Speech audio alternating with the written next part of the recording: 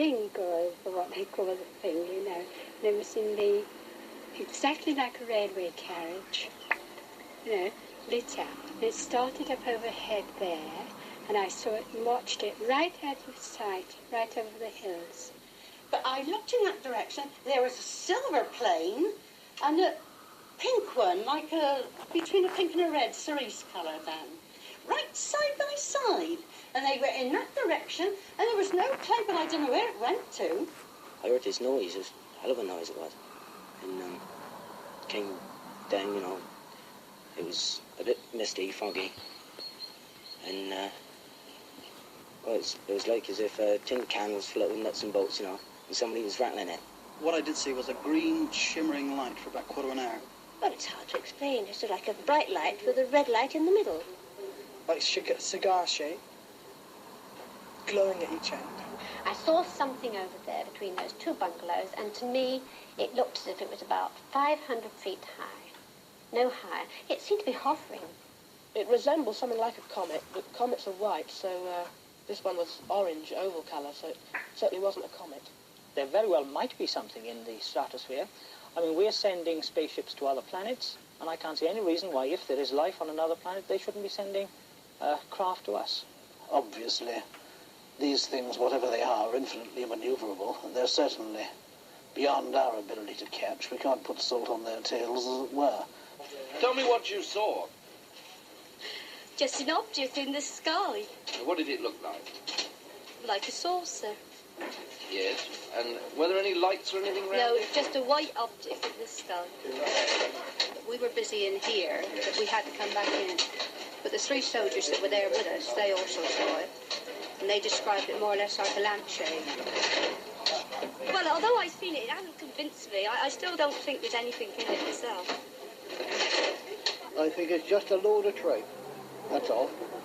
A white object, like a saucer. A bright light with a red light in the middle. A lampshade, a railway carriage, or just a load of tripe.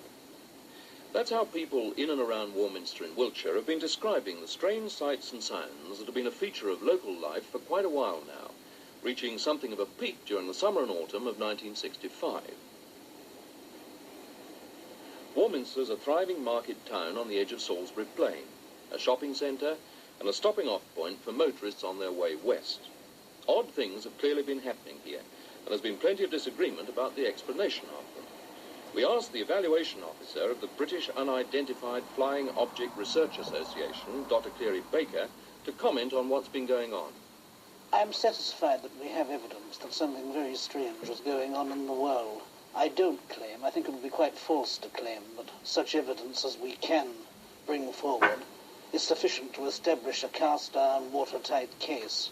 Nevertheless, things are being seen in the skies, which, to all appearances, are flying machines of a very advanced technology, a technology advanced beyond our own. These are being seen over all of the countries of the world. And in many indirect ways, too, there is indication that something is going on which is beyond the province of the normal kind of things, kind of activities which happen in the sky. But why should they happen particularly in Warminster? The Warminster journalist, Mr. Arthur Shuttlewood, has some interesting theories about this. Well, I think that there could be several reasons. Obviously, one, I think, is because it has, according to all the archaeologists and the UFO researchers who've been sort of plaguing us, you know, since this began, it has 11 lays. That's L-E-Y-S. And apparently they're an archaeological term meaning prehistoric points of various types. For example, you must have a natural fountainhead or water supply, a spring. You must have a certain radius of either consecrated or unconsecrated burial ground. And of course we have the tumuli and all the earth barrows around here. And you must have a place of religious worship, a church or some sort of worship. And we find that we have 11, which according to all the experts, so I gather, is unique in this world. In other words, it's a 1 to 1 chance. One can't afford to be dogmatic in this or in any other matter connected with the unidentified flying objects. It's very hard, really, to see why the prehistoric monuments of a rather primitive phase of our history should be associated with what would appear to be visitations by alien intelligences, probably from outer space. As a journalist, I prefer fact, obviously, and I think that the reason is simply that these humanoids from outer space, I think that they've been appearing sporadically in little places all over the world. I think that they concentrated here. Let's give one town a real aerial battering, or a haunting, if you like, for a whole 14 months, as they've done here, and we'll see what the reaction is then, because if we concentrate on one particular place for that length of time, the whole world is bound to get to know. The whole world may be, but quite a number of the citizens of Warminster certainly. There's no shortage of people who've seen peculiar sights and heard peculiar sounds. Mrs. Head's got the most vivid recollections. I was woke up, really, out of me what sleep I had, by this noise. First of all, it was like hail. And then it got nearer onto the roof, and it was like a lot of cats scratching, or like an aerial scratching about, you know, up there. And then I thought to myself, well, what on earth is that? I lay in bed for quite a while, and I got quite hot. I got panicky, you know. So I did venture, and I paid to bed. And I looked out of the window, and there wasn't a drop of rain. It was all dry. Everything was as dry as a bone. But after that went over, I heard a whimpering noise, and like someone going, that was the noise it was. And I thought, whatever is it? And I sat on the side of the bed, of course, Jean's in with me, and she said, whatever's the matter with you? I said, do you hear that noise? She said, no, nothing, don't wake me up. She went to sleep again. So the dog downstairs, she didn't bark, but she was making that woofing noise. You know, woof like they do. And afterwards, when I turned over on my side and I got into bed, it looked as though there was a light, like the cloud going over a moon. I don't know whether anything passed over then, but there was no planes, nothing at all in sight. Mr. and Mrs. Payne saw the thing late one night when they were returning to Warminster on Mr. Payne's motorbike just before they were married. Well, we saw these massive sort of discs appear from a clump of trees. And I said to he was my boyfriend then, good heavens, what on earth is that? And of course the bike had broken down, you see. And he said, well, I had no idea. So we stood there looking at it, bigger and bigger, and came towards us, which absolutely just struck down. We didn't know what it was.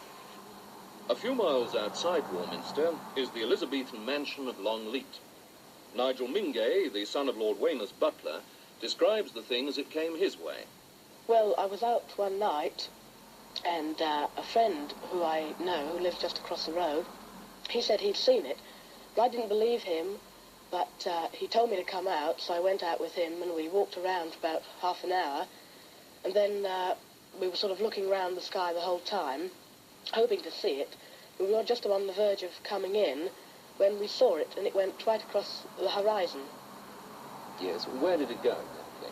Well, if I can show you just out here, it appeared from behind this tree. I went right over the sky and disappeared just before it got to that tree.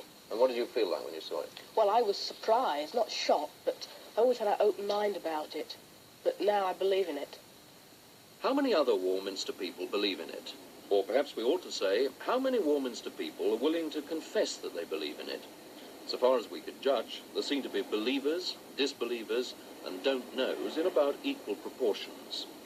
And quite a number of people in each category appear to be more than a little worried about the whole business.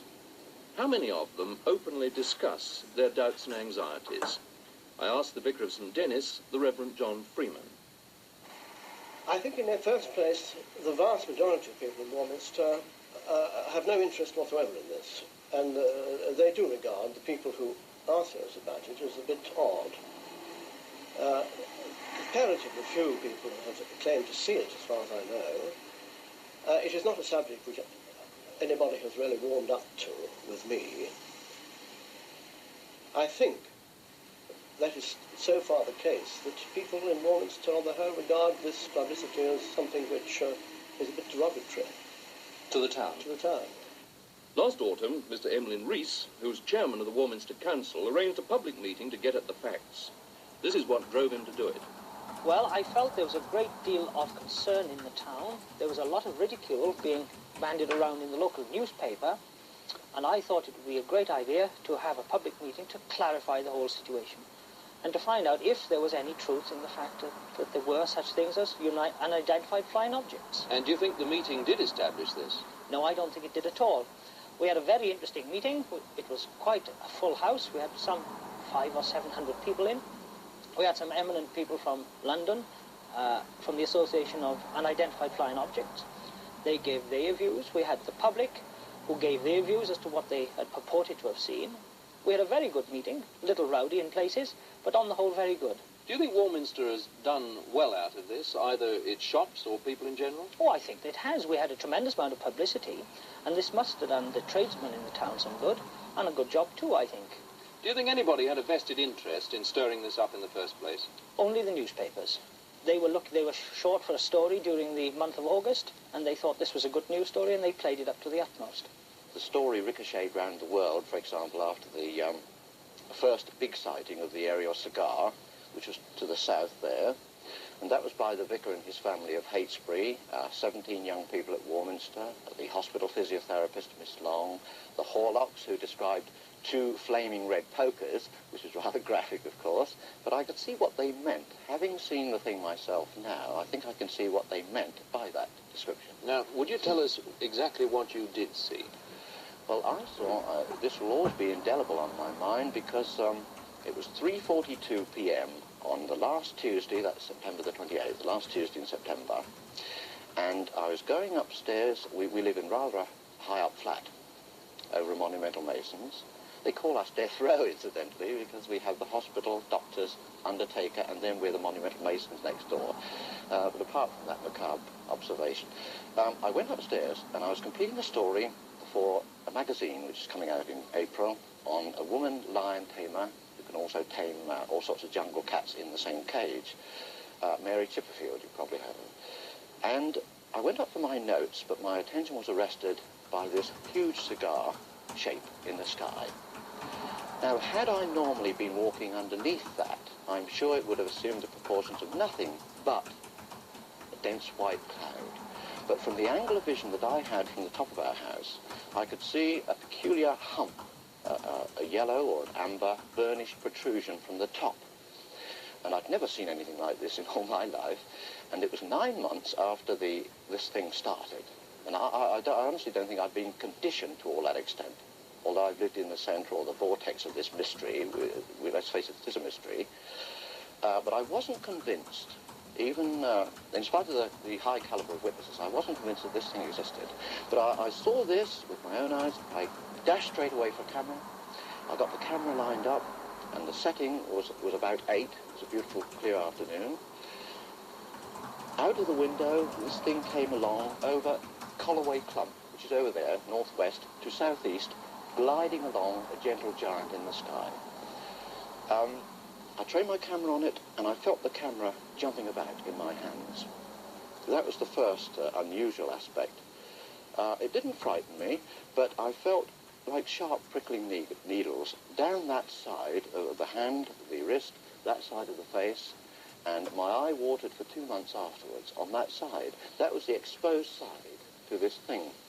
Now that proved to me that whatever was on board, or whoever was on board, could see me, could see this apparatus of mine.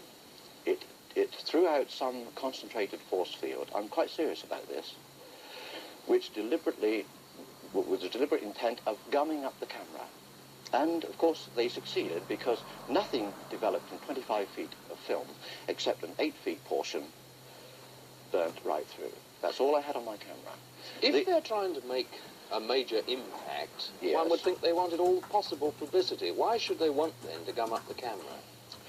Well, I think the reason that struck me at the time, my wristwatch incidentally stopped. I didn't notice that until afterwards. I don't think that they're so worried perhaps about photography, but if they're thousands of years advanced, over us, and they've learned perhaps thousands of years ago to outlaw war, And you notice that the heaviest sightings of these people on this Earth are just preceding a world war or some nuclear experimentation, some danger threshold, shall we say.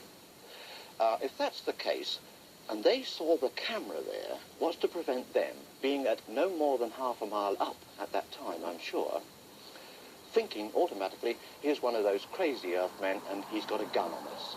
I think that it's a fear that they have that I might have opened up on them, you know, with a machine gun. For all they knew, I think that that's why they jumped up. But one photographer, Mr. Gordon Faulkner, had better luck. He managed to take a picture of a flying saucer that hit the British press in a big way and then went round the world. Mr. Faulkner, in fact, has done much to put Warminster on the flying saucer map. This is how he got his picture. I had a camera with me. I was taking it down to my sister who wanted to borrow it. And, well, as I say, I just had the camera with me, and pure luck, I just undid it and took a picture. The object was staying still all this time, was it, or was it moving? No, it was moving. But moving slowly? It was moving fairly fast. I wouldn't like to say how fast, but I couldn't say how fast. Now, some people have said that when they've tried to take a picture of one of these things, there's been some mysterious force or radiation that stopped the camera from working. Did you find this? It didn't stop my camera from working. Have you had people say that this picture is a fake? Of course I have, yes. I mean, what do you say to them when they say that? They're entitled to their own opinion. I know it's not a fake. And it doesn't really bother me what other people think. Some people, nonetheless, are distinctly bothered. Colonel Allen, for instance. Well, I think the whole thing's a lot of nonsense. Why do you say that? Well, to begin with, there isn't a single authenticated sighting by somebody who's, shall we say, qualified to give an impartial scientific assessment of the sighting. Now, you believe, I think, that it's possible to fake photographs of these objects fairly easily. In fact, you've done it yourself. Yes. How have you done this? Yes. Well, I had one colour film left on a reel, and so I produced this. And this is exactly what? Well, the flying object was actually drawn on a piece of paper and cut out in outline, and then photographed against a blue bath towel on the ground, whilst I stood on a stepladder leaning against the wall of the house. And I moved the camera slightly as I took the photograph so as to blur the thing. And what are the reactions of the believers to this photograph? Have you shown it to anyone? Well, no, I've kept it fairly quiet because I had intended originally to bring it out, whilst admitting it was a fake, next time the thing blew up. As I'm sure it will do. In fact, it is doing now. This is your reserve weapon? You could say that. Do you think it's possible that some of the normal and accountable things that go on from the Army's point of view on Salisbury Plain could be confused with these objects? In some cases, yes. You do get the most extraordinary noises, and of course there's a lot of activity, quite a lot of it at night. When the courses are running, there's a large number of night operations. I pull the blankets up over my head and think, damn the Army, I wish they'd shut up and go to sleep. In bed or out, Miss Anderson has both feet right on the ground. She's no intention of being taken in by any talk of visitors from other planets. Last summer, I got up one morning and looked out of my bedroom window, and we had got Army in green camouflage jackets with leaves in their steel helmets romping round the estate yard and the withy beds beyond. We could call those little green men, I suppose. Now, what do you think about this general mystique that's developed about these objects around here? I think it's a pity that so many people are ready to make categorical statements about a thing that nobody has bothered to investigate. As far as I have been able to discover, there has been no coordinated observation, no scientific inquiry as to what's happening. Various individuals have seen various things and have immediately drawn their own conclusions. Well, if there's anything going on in brackets kind of thing, I'd like to know what it is. If there's any nice little men about, spares, sort of from Venus, Mars, anywhere, have them come here by all means. I mean, we'd like to know them. And if it's giving people something to talk about, will bring trade to the town, fair enough, go on with the whole thing. So we continued to watch it for a while, and then it started this very erratic movement again. So I said, is it a star? And he said, no, it isn't. And then he believed, as well as me, that there was definitely something around. I believe in it because, whereas those who haven't seen it don't believe it, those who have seen it must believe in it. It's as simple as that. Those who see, believe. Those who don't see, scoff. I don't believe them. Just don't believe in it at all. I think there's something that's it's not proved. I just don't believe they exist until they are actually proven as a thing, you know. I mean, they can show photos, but I think there's something to explain it all. But this is a fact. I have seen it. My wife has seen it too. As a matter of fact, we were coming over the plane one night. We were travelling rather fast. Had just overtaken some. My wife said, "Stop, stop." Well, it appeared to be round to me. But my husband was driving rather fast and he wouldn't stop to have a look at it. And then when we got home, she explained to me this is the thing she had seen herself before and she wanted me to stop to see it. But I myself have only seen the movement of it from terrific distance, terrific speed. That's all I can tell you. And I firmly believe in it. It doesn't bother me. I'm a Christian. I don't care about it at all. Have you seen anything else since? Yes, I have seen it once, I think a few months later, as I was looking out one of my back windows. It was above the trees, and then it was swaying. Did it look the same? Yes, it did. It had the red light as well as the previous one. What sort of shape did it have? Well, it looked round. You know, you can't really describe it. Just between those two bungalows, over there, I saw this thing, and it was very bright white, but it was sort of dome-shaped, you know, like a saucer. Mrs. Atwill, a pilot's wife, had a most moving experience, after which she'll never feel quite the same again. The noise woke me. Tell me The droning noise. They were like sound waves. Never heard anything like it before. Never. Loud? Oh, terribly loud. That's why I can't understand why my neighbours didn't hear it. Because I'm not a light sleep. I sleep soundly. And none of your neighbours heard No. this? Even my little boy was fast asleep. I went in to see him. I was too frightened, really, to think. I shall never forget it. And I'd like to hear it again, just to see if my reaction would be the same. I have mentioned it to people before they've approached me on the subject. But then I stopped telling people because they laughed at me. You know, I thought, oh, what's the point? You know, they don't believe. You've got to see it to believe it. Have you seen it? I'm not a religious sort of person. I believe in God, but I'm not a religious sort of person. But I don't think I should be so ready to laugh at anyone who spoke about these spiritual things now as I have in the past. And I think a lot of people, when I've recapped on their stories, they've had that same sensation that they feel better, perhaps not physically, but mentally and spiritually particularly, they want to achieve something for the benefit of mankind. I don't think I ever have, you know, but you do get that feeling that's inculcated in you by this experience, I think. Would it be going too far to say that you feel you've had something like a religious experience? Yes, I don't think that would be exaggerating.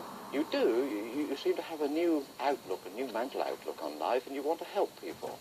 This is most peculiar, perhaps, and it's almost incredible to you, no doubt.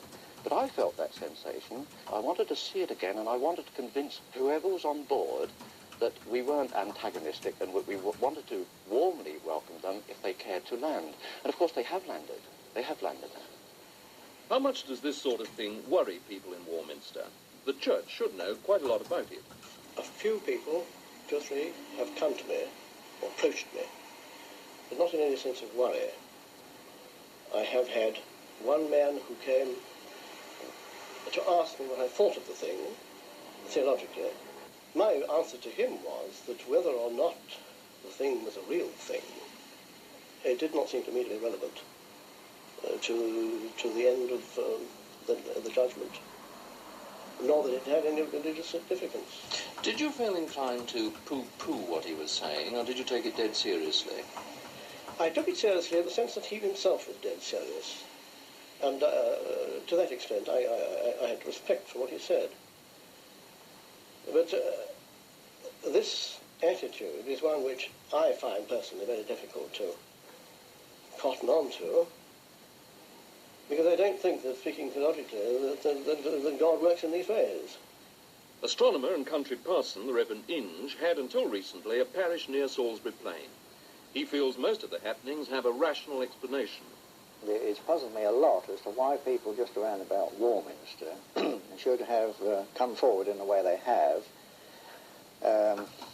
I should say they're mostly people who have not lived there for a long time. It's rather like people going near London Airport for the first time. They're very worried by the tremendous noise of the jet engines. But people that have lived there all their lives just don't notice it now. One night my wife and I were driving across in the dark on these very open roads. As you know, very often they haven't got hedges or anything like that. We've got banks and stuff. And suddenly coming from the direction of Lark Hill, we saw a sort of large red flame, and it seemed to be just sort of hedge hopping and going up and down and from sideways, one side to the other, and suddenly it swerved towards us, and I put my foot on the accelerator, my wife cried out, and it whistled overhead, and away it went. Where, I don't know. But that's the sort of thing that if a guided missile does get out of touch with those who are supposed to be controlling it, it could happen. I suppose eventually it might come down in the field and burn out, and anybody walking out at night and seeing it would wonder what on earth all this flame and smoke and noise was. Mr. Inge told us how he deals with people who believe these things come from outer space. Two ladies wrote to me from an address in Bristol, and they said they were walking on a hill, a high hill outside Warminster, and suddenly, without any warning from a wood nearby, two of the strangest little flying machines they'd ever seen suddenly shot up into the air with terrific noise, flames and smoke, and they disappeared right up. Away they went over the horizon. And they were so astonished that they thought they must be seeing things. They didn't like to mention it. And they did take the trouble to sit down and write about this. And in that connection, I want to say what they saw, I'm sure, is what has already been shown on film of the BBC, a film that came from the United States, of these one-man helicopters that are jet-propelled as well. You have the rope over your head, and the man has it strapped on his back. And I met another man later on, as I say just now, he actually saw one of these come down alongside his car, and he stopped, and he saw the man pull out a map, consult the map, see where he was, fold it up again, put it in his pocket, crash helmet and everything, and press the button, and away he went up in a sheet of flame. Now that would frighten the life out of anybody if they didn't know what it was, and the stories about men coming from outer space would be almost justified in that case if you didn't know what it was. So there is nothing to worry about.